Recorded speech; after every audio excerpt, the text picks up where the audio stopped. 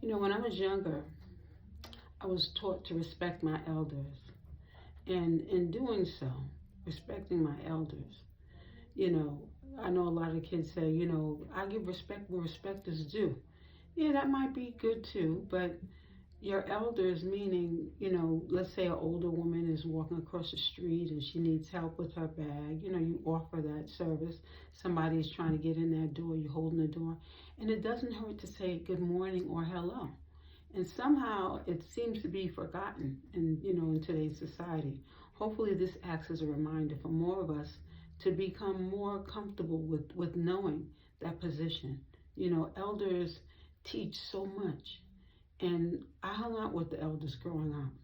And one of the reasons because they did not do anything to hurt you, intentionally, at least the group that I chose to hang out with. And it's almost like, let me make sure I make mention of this as well. On this channel, if you notice, when you open up my page, there is a face, a facial expression. All of every one that you open up, it looks like the same facial expression. And the person who was paid to do it is, I'm your elder, okay? And it's funny that people feel like they can, get away with these acts. A lot of things are changing, It's not just a full moon that determines the change, okay? The first shall be last, the last shall be first, and let's not forget what you reap, you sow. So let that be a message, because whoever paid you is also going to reap the benefits of it as well. You cannot continue to do the same thing, commit the same acts, and not expect for things to come back to you. Again, the elders are speaking. And when they speak, you ought to be quiet and listen to what it is that they're saying. And sometimes we don't see the message, but sometimes you need to make sure that you are quiet and listen in on what's being taught. Because all of us are learning on different levels. Some of us don't remember what happened yesterday, but then that same situation might have to be repeated in order for you to wake up. Was it yesterday? Recently, I was looking in one direction and caught in my peripheral vision something happening. It's a black insect that came in. And it's really funny, when the black insect came in, it came in while my back was turned. In my peripheral vision, I saw it coming in. Now, I was trying to close the door. When you close the door and you see something like that occurring, it's usually a sign. The elders would say it's a sign that someone is coming. And they would say that in that sign that someone is coming, it was a black insect, was it not? And you say, yes. Oh, okay. So usually when that happens, that usually means the person who's coming might not have the best of intentions. Now, some people say, oh, that's hokey, hocus pocus. My mother was the person who constantly redirected things. Like, my father would come in and he'd say certain things, and she'd say, okay, but your comeuppance are coming as well, sir. So I think you need to be careful and tread lightly. When she made statements such as that one, it usually meant that you need to be conscious of the decisions that you're making. Because today you might have gotten away with it, but tomorrow you might not be so lucky, sir. All of us are here on this earth to help in some way. My ancestors paved the way for me to come here. And with my ancestors, the certain ones, the ones that I follow, those are the individuals who've been coming to me in dreams and redirecting me even when I have fallen short. Now, some people might say, well, I don't even know who those people are. You receive certain dreams, and some of us ignore certain things. Again, my ancestors, they were sent here to do the same job that I'm doing, in different ways, of course, but when you are placed on a path, you walk down that path, you run down that path, you skip down that path, whichever way, you're going to get to your destination. If you don't get the message today, maybe tomorrow's a better day. When someone is approaching you and you sense certain things and you take it very lightly, somebody tried to block my intuition, because I kept talking about it on this platform. And they were successful in some ways, but not in others. You see, when God has something for you, it is for you. It's not for anyone else. So even when the person tries to block you, some of it might be blocked, but it's more so to kind of trick that person into thinking they got away with it. And when that person gets that wake-up call as to how it is they should not have done it, it's like a slap on the wrist. Well, it's a harder slap depending on who you do it to and when you do it. You know, it's almost like your parents saying to you, you know, not today, and you do it anyway, and then you end up being on punishment, you know. My mother would choose to put me on punishment or a spanking. I'm gonna tell you, I felt like both of them were bad, because either way, I have to listen to my friends play outside and I can't play. That was torture to me. Torture like the torture that's going to happen to the individuals who have to go in and be incarcerated for the acts that they committed against certain individuals. You see, when you place certain people's names in a situation, you got to look at their name holding certain clout. And you got a lot of clout chasers. They're clout chasers. They're trying to be there. They're trying to be a part of something because they want to get to a certain destination. You got to be careful about those destinations that you're trying to find yourself being a part of, you know. There was a lawyer who became a judge, and he was under oath making certain promises. And no sooner he made those promises did he change and make the wrong choices. It is so important that you look at the choices that you're making. You know, I was little and I made a bad choice. My mother said she did not have a quarter, and I went to the store with my friends anyway. And I went to the store and everybody had their quarter but me. And I didn't see where it was such a big deal that I didn't get this quarter. I really felt like I really should have had this quarter, but I was wrong. If I did not have the quarter, maybe I should not have gone to the store. I should have stayed in front of the building like I was told to do, but I went with everyone anyway. And went to the store, and someone said, same way my brother committed the same act, and I had to learn 2 times. I didn't learn the first time. I learned the second time when it happened to me. I didn't learn when it happened to him, so I had to make the sacrifice. I made a sacrifice, and the sacrifice I made hindered other people. I'm going to tell you how it happened. So I'm at the corner store, and my girlfriend says, you want that Twinkie so bad. I see you looking at the Twinkie. I see you looking at that Twinkie. And I was looking at that Twinkie. And I wanted the Twinkie. And there was a mirror that they had at the register. The guy didn't have to come to see what you were doing. He strategically set that mirror in a certain place. So I took the Twinkie and I put it in my hand and I opened it up and I bit into it. I don't know what came over me that I felt like I needed to do that. And the girl who bet me ran out of the store. I was left with that Twinkie in my hand, so I walked like I was walking out. But one thing about it, my guilty conscience never let me just walk out that store. So of course I felt guilty and I walked like I was guilty. And the guy behind the register said, did you pay for that, young lady? Did you pay for that? In fact, you know, it wasn't even a quarter. It was a dime at the time. It wasn't even a quarter. It was a dime. I didn't have a dime. And when I looked at him, I looked up at the ceiling to ask God for God's help. And again, how are you going to ask God's help to lie? And he said, oh no, you're not going nowhere till you give me the dime.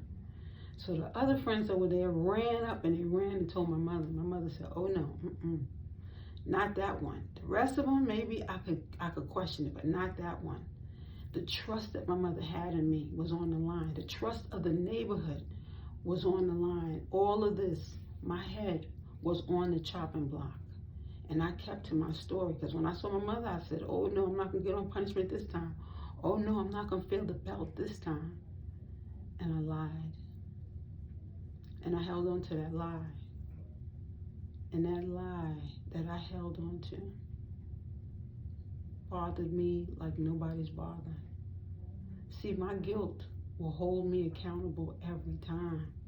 Just like on senior cut day when I cut school, when I decided I was going to try that cigarette for the first time on senior cut day, when I decided I was going to try a beer on senior cut day. These things hinder you when you feel that guilt and you cannot look the person in the eye. Everybody from the neighborhood went and gave that man a dime on my behalf. Everybody in the neighborhood.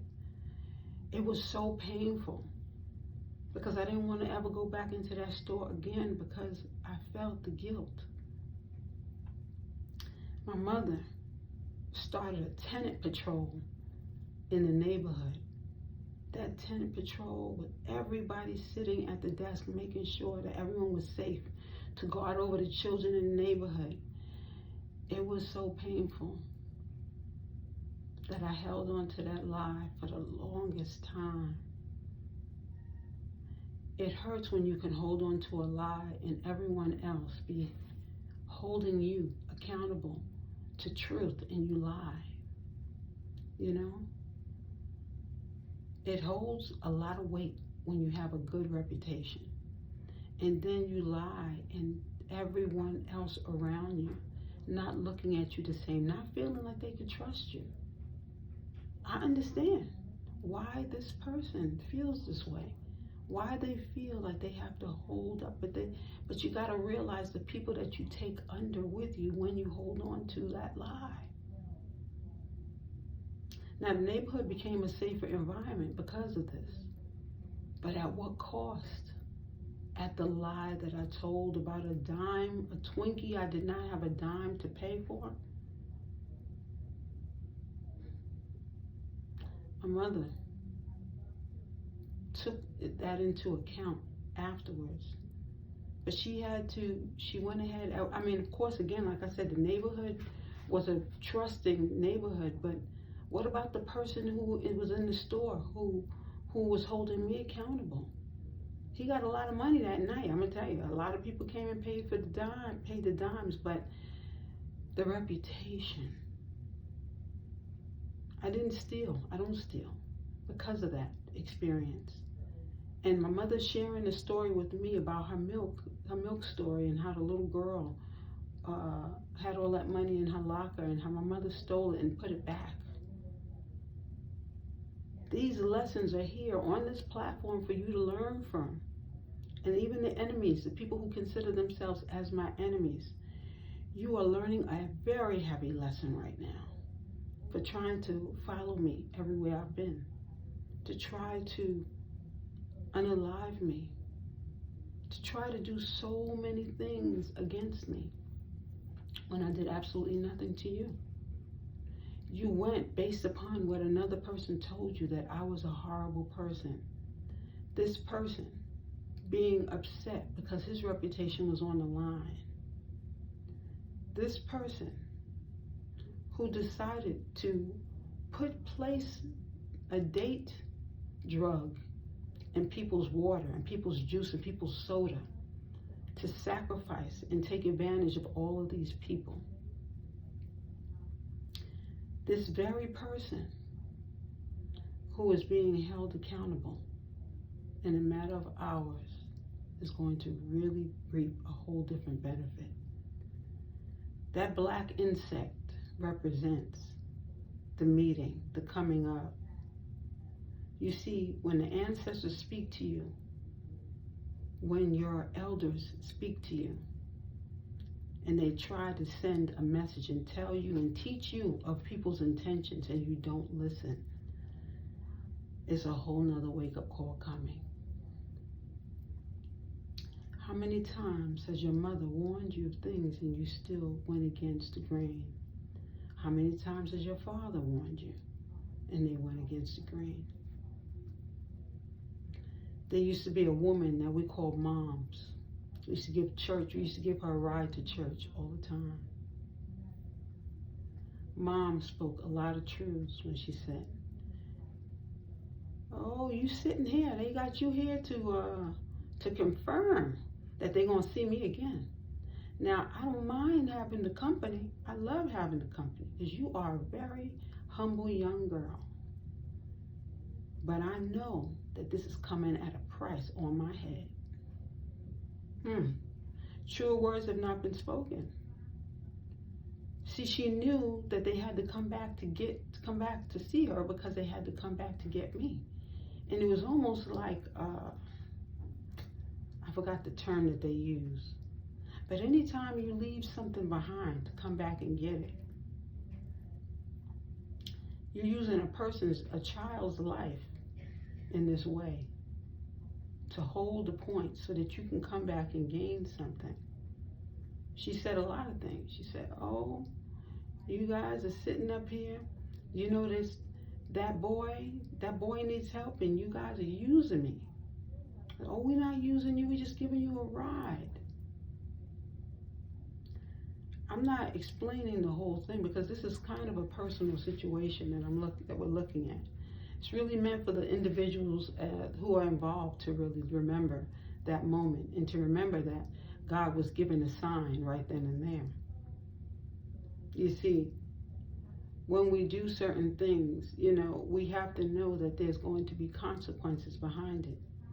Now, I have lived that dime story, and I should have shared that dime story with my students. I don't know how it didn't come up until now. It cost a dime to get that Twinkie at that time. Twinkies have since gone up. In fact, the Twinkie company that owned it originally don't even own it. Someone else bought it. That Twinkie, the taste, the fragrance, and everything, I will never forget it because it's not the same. I will not forget it because of the memories and, of course, the lessons. 2 lessons I have behind that Twinkie. Okay, one that I got a spanking for the first time. Second one, the spanking came in life. It didn't come from my mother. It came from in life. Because the guilt that I felt from my neighborhood having to experience my lie. As a child, you learn a great deal. And to hold on to that lie, I held on to that lie for so long. And then when my mother realized it, it had already gone on for so long. But she realized it because of my behavior, because I could not hold it. And even when the lie came out, having to hold my composure,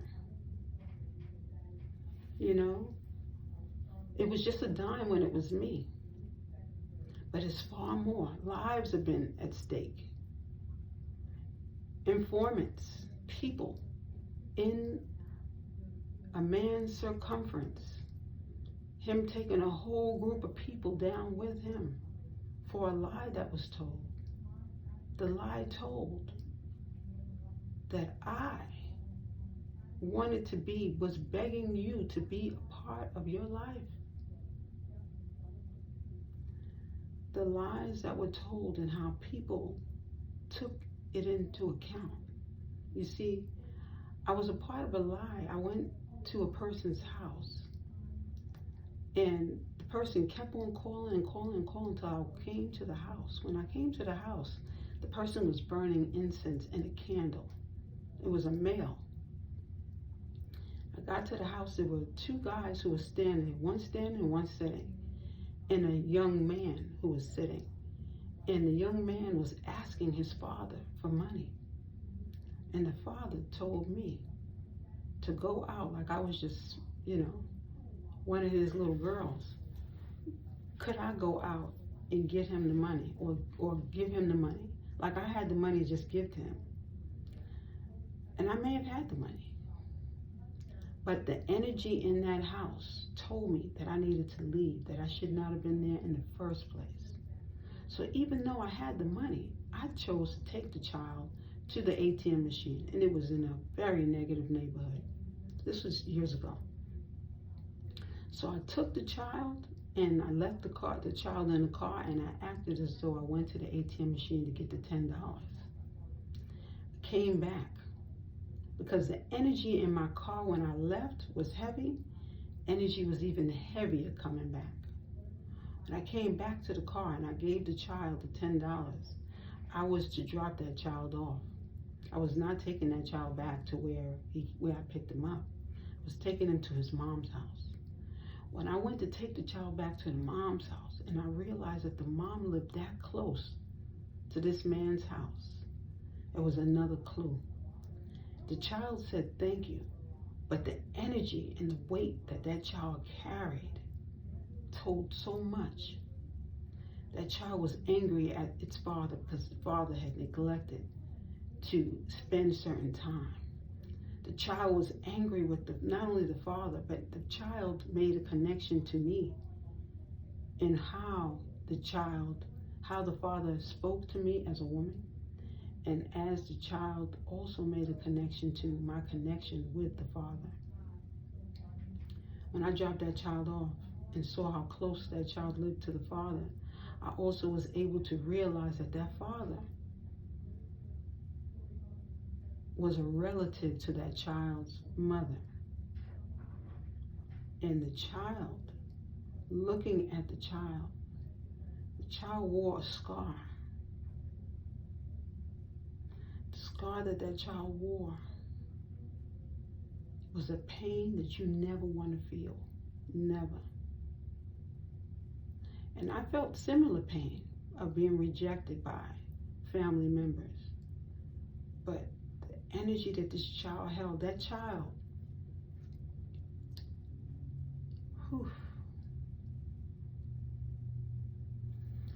the weight that that child carried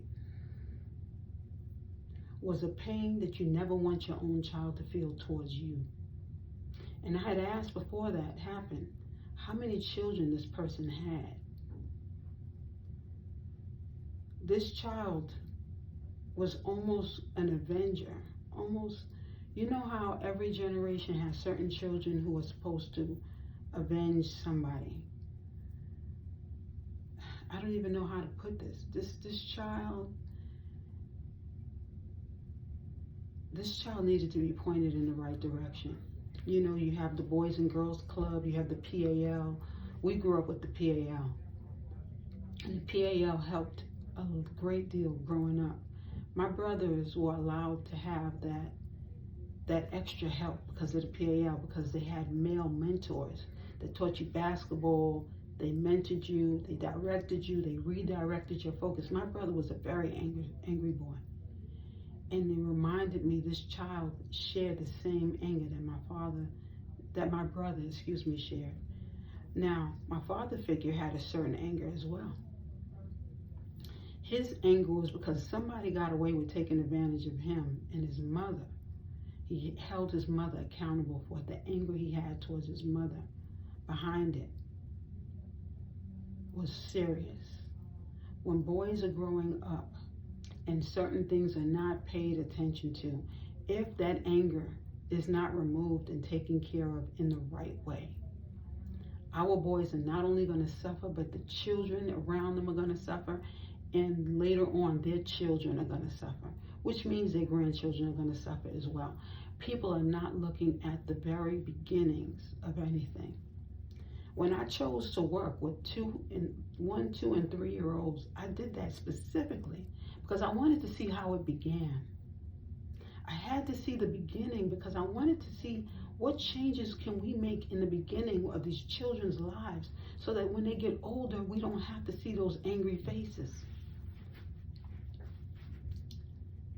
There was a boy who was adopted by white parents, and he held that anger. I knew what it looked like. I know what it felt like. I know what it... I was able to help that little boy to change certain things. He trusted me, and he held on to me so tightly when I went to put him down for a nap. He never wanted to go to sleep. He never wanted to miss anything.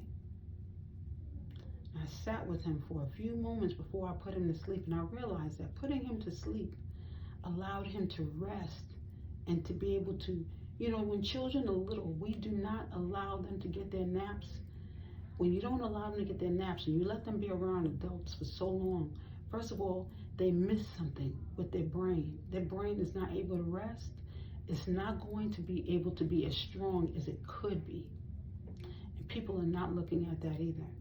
Children, when they are little and they are not getting their right amount of sleep, they're not getting their right amount of development, and a lot is lost. Put that child down for that nap. It is more so for their benefit than anything else. So, I look at that baby boy that I worked with, and I look at all the other ones. There's so many little boys who are missing out. And a lot of the missing out is because their parents allowed them to carry that anger. That's one of them. The other one is when you don't allow those children to talk. Another one is when you're too strict on the children. And you notice they get crazy when they get older because you were too strict on them. And now they're grown-ups and they're making the worst decisions because they did not get that structure, or maybe too much of that structure was given, and they weren't allowed to be free. Allowing that child on that playground, let them hit them, let them scratch up their knee a little bit, excuse me. Let them scratch up their knee a little bit, they'll learn from it. In our society, there's so much going on right now.